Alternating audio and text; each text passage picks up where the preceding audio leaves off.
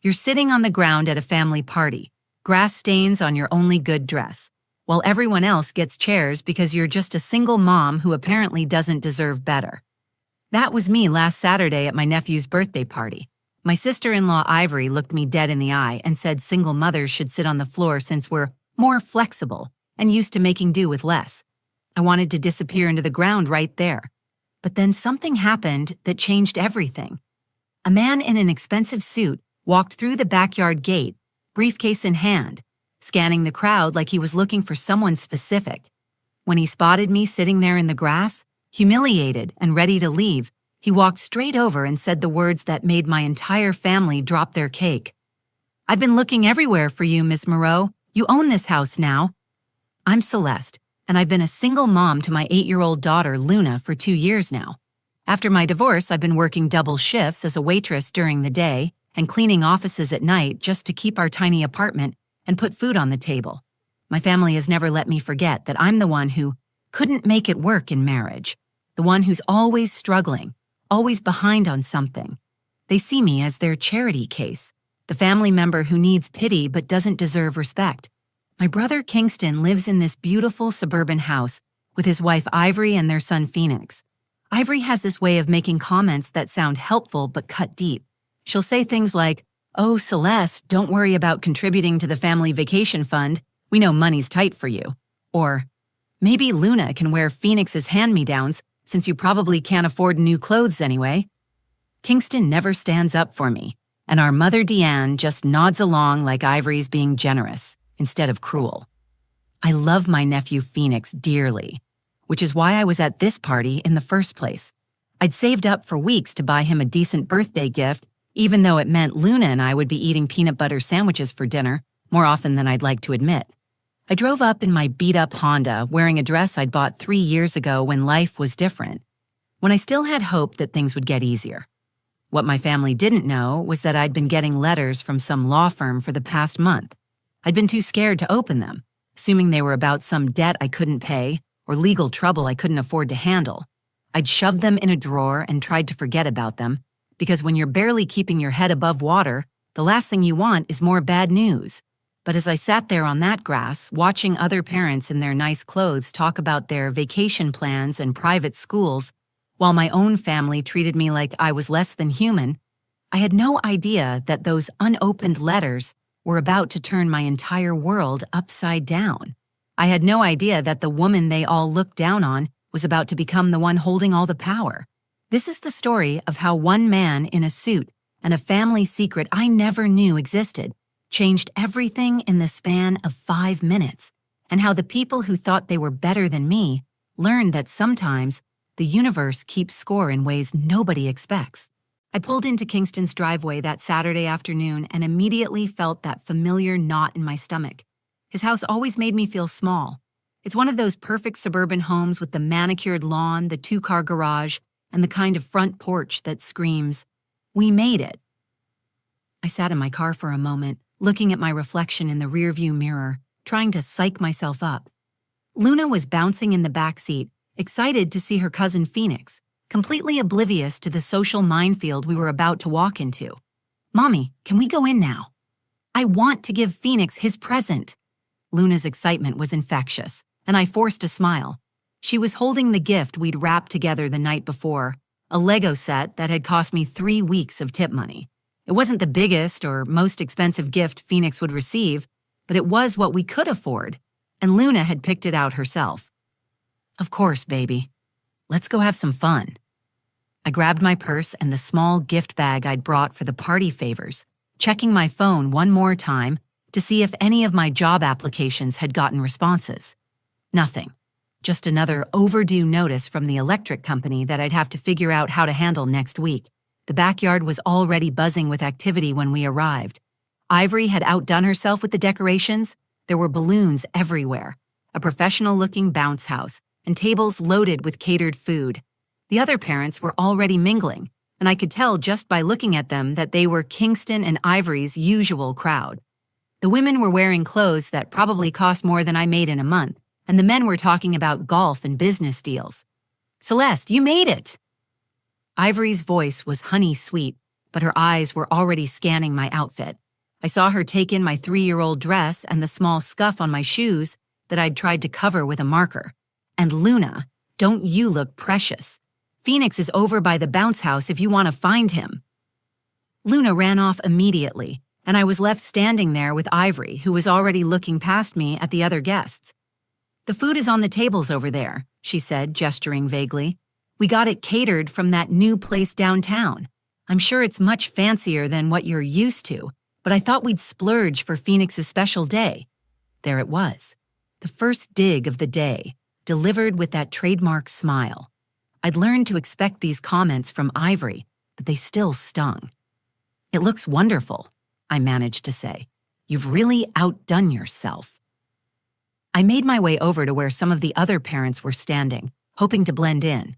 They were discussing their kids' private schools and summer camps, topics that felt like they were from another planet. I nodded along when appropriate, but mostly I felt like an outsider looking in. These people lived in a world where money wasn't a constant worry, where they could sign their kids up for activities without calculating whether it meant choosing between groceries or gas. Kingston appeared at my elbow, beer in hand. "Hey sis, glad you could make it." His greeting was warm enough, but I could see the way he glanced around nervously, like he was worried I might embarrass him somehow. "How's the job hunt going?" "Still looking," I said, trying to keep my voice light. "I've got a few applications out there, so we'll see." "Well, something will turn up," he said, but his attention was already drifting to his other guests. "Ivory's been working on this party for weeks. She really wanted to make it special for Phoenix." I watched him walk away to join a group of men who were laughing loudly about something, and I felt that familiar ache of loneliness. Even at family gatherings, I felt like I was on the outside. I wasn't part of their world of successful careers and financial security.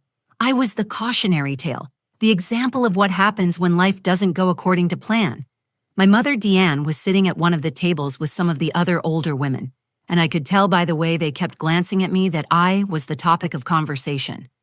Deanne had that expression she always got when she was explaining my situation to people, that mixture of pity and disappointment that made my chest tight with shame. I found a spot near the gift table where I could keep an eye on Luna without being in anyone's way. She was having a blast with the other kids, her laughter carrying across the yard, and seeing her so happy made all the discomfort worth it. This was why I came to these things, why I endured the subtle insults and the feeling of being judged. Luna deserved to have family, to feel connected to something bigger than our small world of just the two of us. But as I stood there watching the party unfold around me, I had no idea that everything was about to change in ways I couldn't have imagined. The party was in full swing when I noticed the seating situation becoming an issue. More families kept arriving, and the folding chairs that had seemed adequate earlier were now clearly not enough. I watched as couples naturally paired off and claimed seats together, their children running around the yard with cake-sticky fingers and boundless energy. I'd been standing near the gift table for about an hour, shifting from foot to foot in my uncomfortable shoes, but I didn't mind. Luna was having the time of her life, and that's all that mattered to me. That's when Ivory approached me with that smile I'd learned to dread. It was the smile she wore when she was about to say something that would sound reasonable to everyone else, but would cut me to the bone. She was carrying a plate of those fancy little appetizers, looking every inch the perfect hostess in her designer dress and pearl necklace. "Celeste, honey, we have a little situation," she said, lowering her voice just enough to seem conspiratorial, but not so much that others couldn't overhear. "We're running short on chairs, and I was thinking, since you're so good at adapting to different situations, maybe you wouldn't mind sitting on the grass. You know how single moms are so flexible and resourceful."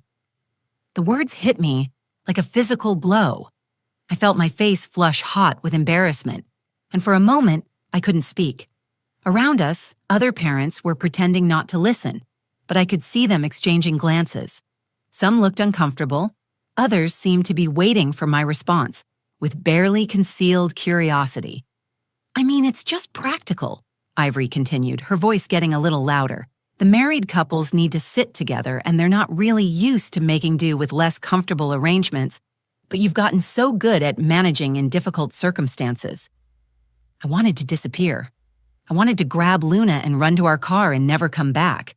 but Phoenix was looking over at us with his big smile, still innocent enough not to understand the adult dynamics playing out around him. And Luna was right in the middle of a game with the other kids. I couldn't make a scene. I couldn't be the dramatic single mom who ruined a child's birthday party. "Of course," I managed to say, my voice barely steady. "That's fine, no problem at all." "I knew you'd understand," Ivory said, and I could hear the satisfaction in her voice. "You're always so reasonable about these things." I looked around for Kingston, hoping my brother might step in and offer his own chair or suggest a different solution. He was standing about 10 feet away with a group of the other dads, clearly having heard the entire exchange. Our eyes met for a moment, and I saw something flicker across his face that might have been shame. But then he looked away and continued his conversation like nothing had happened. My mother, Deanne, was sitting with the other older women, and when I caught her eye, she actually nodded approvingly at Ivory's suggestion.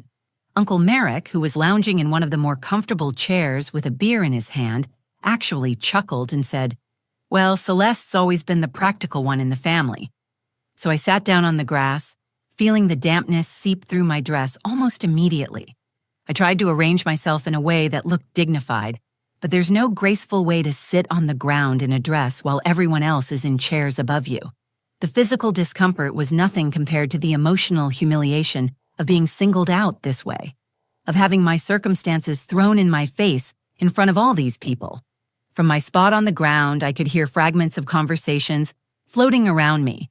The other parents were discussing vacation plans, private school admissions, and home renovations. Someone was talking about their nanny's schedule, while another parent complained about having to choose between their country club membership and their boat payments. Their problems were so different from mine that they might as well have been speaking a foreign language. I watched Luna playing with the other children, her joy completely unaffected by the social dynamics the adults were navigating. She looked over at me once and started to come over, probably noticing that I was sitting in an odd spot, but I waved her back toward the other kids. I didn't want her to witness this humiliation, didn't want her to see how her mother was being treated by people who were supposed to be family. The worst part wasn't even the sitting on the ground. It was the casual cruelty of it. The way Ivory had made it sound like she was doing me a favor by pointing out how pathetic my situation was. It was the way my family had stood by and watched it happen, some of them even seeming to enjoy the show. I was starting to gather my things, planning to make some excuse about needing to leave early when everything changed. I'd had enough. The humiliation was complete, and I could feel tears threatening to spill over if I stayed another minute. I started gathering my purse and the light jacket I'd brought, trying to be discreet about my preparations to leave. The last thing I wanted was to draw more attention to myself, to give Ivory another opportunity to make some cutting comment about how single moms always leave parties early. I pulled out my phone and sent Luna a text, even though she was only 30 feet away. "Come say goodbye to Phoenix in a few minutes. We need to head home soon." I didn't want to call out to her across the yard and make it obvious that we were leaving. I'd learned to manage these exits carefully, to slip away without causing a scene that might reflect poorly on Luna or give my family more ammunition for their judgmental comments. While I waited for Luna to notice my message, I tried to compose myself. I smoothed down my dress, which now had grass stains on the back that I'd have to figure out how to remove. I practiced the smile I'd wear when I made my excuses, the casual, "Luna has an early day tomorrow," or "I promised a friend I'd stop by." Anything to avoid admitting that I was leaving because sitting on the ground while my family treated me like a second-class citizen had finally broken something inside me. That's when I saw him. A man was approaching the backyard gate, and he stood out immediately from the casual party atmosphere. He was wearing an expensive-looking charcoal gray suit, perfectly tailored with a crisp white shirt and a silk tie. His shoes were the kind of polished leather that probably cost more than I made in a month. He was carrying a leather briefcase that screamed serious business, and he had the bearing of someone important, someone who commanded attention without trying. He paused at the gate, scanning the crowd methodically like he was looking for someone specific. His eyes moved from group to group, assessing each person with the kind of focused attention that made me instinctively straighten my shoulders. When his gaze swept over me sitting on the grass, I felt a flash of embarrassment, wondering what this well-dressed stranger thought of the woman in the wrinkled dress sitting on the ground while everyone else had chairs. Ivory noticed him too and immediately switched into her hostess mode, the way she always did when she wanted to make a good impression. She glided over to the gate with her most charming smile, clearly assuming he was some important business contact of Kingston's who had stopped by to wish Phoenix a happy birthday. "Hello there," she said in her sweetest voice. "Are you here for the party? I'm Ivory, Kingston's wife." The man nodded politely but didn't return her smile. "Good afternoon. I'm looking for Ms. Celeste Moreau. I was told she might be here today." My heart dropped into my stomach. Someone was looking for me, someone official and serious looking, and it couldn't be good news. My mind immediately raced through all the possibilities. Had I missed a court date? Was there some problem with Luna's school? Had they finally tracked me down about those medical bills from when Luna had pneumonia last year? Ivory's expression shifted, and I could see her mental calculation happening in real time. This well-dressed, obviously successful man was looking for her embarrassing sister-in-law, the one she'd just humiliated in front of the entire party. Her smile became strained, and when she pointed me out, her voice carried a note of disdain that made my cheeks burn with fresh shame. "That's her right there," Ivory said, gesturing toward where I sat on the grass, "sitting on the ground where she belongs." The man's expression hardened as he took in the scene. I watched his eyes move from me to the empty chairs around the yard, to the other parents lounging comfortably while I sat in the dirt. Something shifted in his demeanor, a coldness that hadn't been there before. I struggled to my feet, brushing grass off my dress and trying to maintain whatever dignity I had left. My legs felt shaky, and I was mentally calculating whether I had enough money in my checking account to handle whatever legal or financial crisis this man was about to drop on me. I thought about the unopened letters in my kitchen drawer, the ones I'd been too scared to read, and wondered if my avoidance had finally caught up with me. He walked directly toward me, ignoring the curious stares from the other party guests who had started to notice the disruption. Kingston had stopped his conversation and was watching with a concerned frown. Even the children had paused their games, sensing that something significant was happening. "Ms. Celeste Moreau?" the man asked when he reached me. "Yes," I said, my voice barely above a whisper. "That's me." "My name is Harrison Blackwell from Blackwell and Associates. I've been trying to reach you for 6 weeks." Harrison Blackwell opened his leather briefcase with the kind of practiced efficiency that spoke of years handling important documents. The metallic click of the latches seemed unnaturally loud in the sudden quiet that had fallen over the backyard. Even the children had stopped playing, sensing that something monumental was happening in the adult world around them. "Ms. Moreau," he said, pulling out a thick manila folder, "I represent the estate of your great-aunt Vivian Ashford. She passed away 3 months ago, and I've been tasked with executing her final wishes." I stared at him blankly. Vivian Ashford. The name was vaguely familiar, like something from a half-remembered childhood story. I had a dim memory of meeting an elegant older woman at a family gathering when I was maybe 8 or 9, someone who had given me a beautiful music box and told me to always remember that I was special. But that was over 20 years ago, and I'd barely thought about her since. "I'm sorry," I said, still confused, "but I don't understand. I hardly knew my great-aunt. Why would you be looking for me?" Harrison's expression softened slightly, and I caught a glimpse of something that might have been compassion in his professional demeanor. "Ms. Moreau, your great-aunt Vivienne was a very wealthy woman. She owned several properties and had a substantial investment portfolio. More importantly, she spent the last few years of her life keeping track of her family members, particularly you." The crowd around us had grown completely silent. I could feel dozens of eyes on me, but I couldn't focus on anything except Harrison's words. He opened the folder and pulled out several official-looking documents with heavy letterhead and gold seals. "According to her will, which was updated just 6 months before her death, you are the sole beneficiary of her entire estate." He handed me the first document, and I saw my name clearly typed in legal language that I couldn't fully comprehend. This includes all of her financial assets, which total approximately $2.3 million.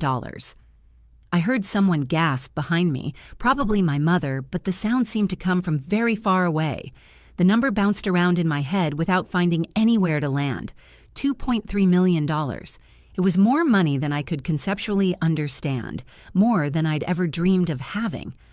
But there's something else, Harrison continued, and now his voice carried a note of what I could only describe as satisfaction. She also owned this property.